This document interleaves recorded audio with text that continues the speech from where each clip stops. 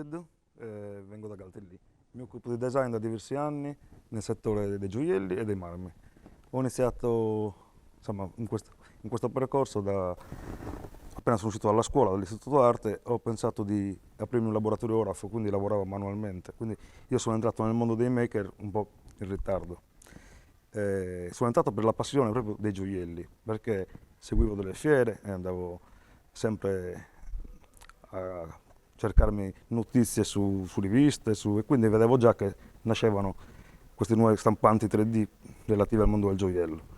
Per cui io per finanziarmi andavo come disegnatore negli studi tecnici del Golfo di Rosei. Contemporaneamente lavoravo nel laboratorio orafo e alla fine eh, quindi sono entrato nel mondo del CAD, quindi una volta che sono entrato negli studi tecnici sono entrato nel mondo del CAD, quindi ho iniziato a progettare in 3D, sempre alla ricerca di fare qualcosa con le stampanti 3D che stavano venendo fuori allora. E poi ho avuto insomma, è arrivato in Sardegna sono arrivate queste macchine per il settore dei marmi, quindi le prime macchine a controllo numerico per i marmi.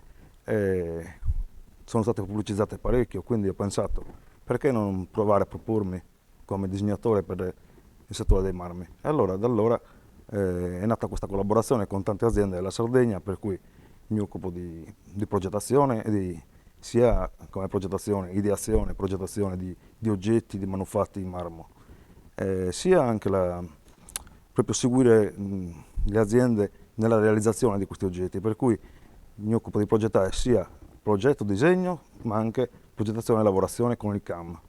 È un mondo interessante, è in continua evoluzione, quindi mi affascina parecchio. Poi lavorare con la pietra della nostra Sardegna, insomma, mi dà sempre quel senso di, come si può dire,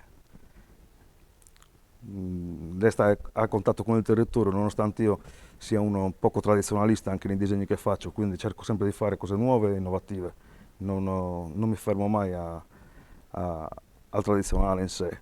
I miei oggetti generalmente, sia nei gioielli che negli altri oggetti che faccio, cerco di ricordare la Sardegna in qualche modo, con delle forme, però non usando il tradizionale, quindi non sono un filigranista nel settore dei gioielli, però magari applico la filigrana a forme nuove e innovative. Mm, Nel settore dei marmi invece continuo sempre a collaborare con queste aziende in tutta la Sardegna e non solo. Capita spesso che faccio anche formazione aziendale, per cui dato il tempo, il periodo che sta arrivando, stanno acquistando tutti queste macchinari a controllo numerico, perché le persone stanno abituando a dei gusti diversi, quindi quando iniziano a vedere delle ciotole fatte in marmo nei bagni degli hotel o dei ristoranti, sono tutte le persone normali insomma, vogliono questi prodotti, anche loro a casa loro, per cui si crea una, una sorta di rivalità tra aziende perché magari uno ha un macchinario può riuscire a realizzare questo oggetto e altri no, per cui tutti stanno acquistando questi macchinari e secondo me è il futuro alla fine.